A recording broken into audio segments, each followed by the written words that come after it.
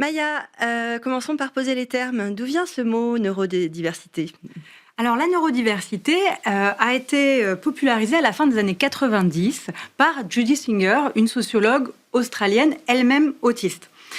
Le mot désigne la diversité des cerveaux et des esprits humains.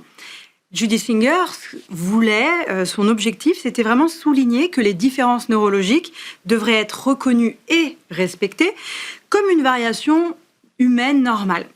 Et dans l'emploi, c'est un concept assez récent. On a vu le terme émerger plutôt vers la fin des années 2010. Et d'ailleurs, le terme diversité, neurodivergence sont des termes plutôt génériques. On parle surtout de troubles du neurodéveloppement, TND. Et on va surtout entendre le mot neuroatypique en contraste avec le mot neurotypique pour se référer aux personnes dont le fonctionnement neurologique diffère de ce qui est considéré comme typique, normal. Et donc, que recouvre le terme neuroatypique? Les troubles du neurodéveloppement sont un ensemble de conditions qui affectent le développement du cerveau et du système nerveux et entraînent des altérations dans divers domaines fonctionnels, tels que la cognition, la communication, la motricité, le comportement, les interactions sociales.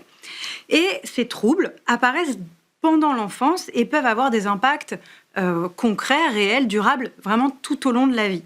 Parmi les TND, je vais d'ailleurs utiliser beaucoup ce mot, TND, figurent les troubles du spectre de l'autisme, TSA, les troubles du développement intellectuel, les troubles dyslexie, dyspraxie, dysphasie, dyscalculie, dysorthographie, et également les troubles du déficit de l'attention avec ou sans hyperactivité.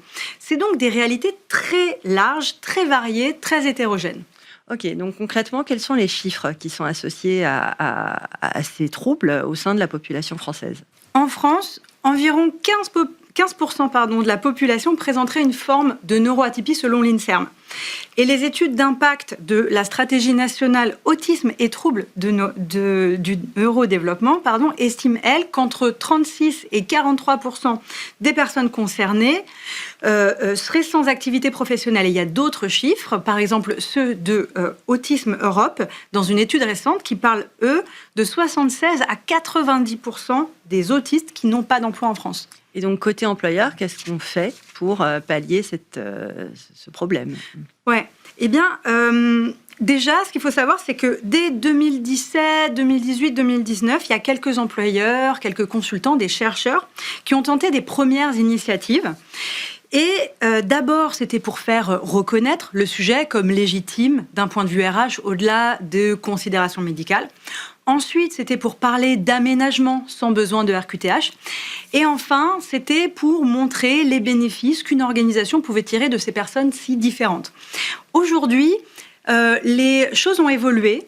2026, bien sûr, il y a encore une prise de conscience. Bien sûr, il reste encore du travail.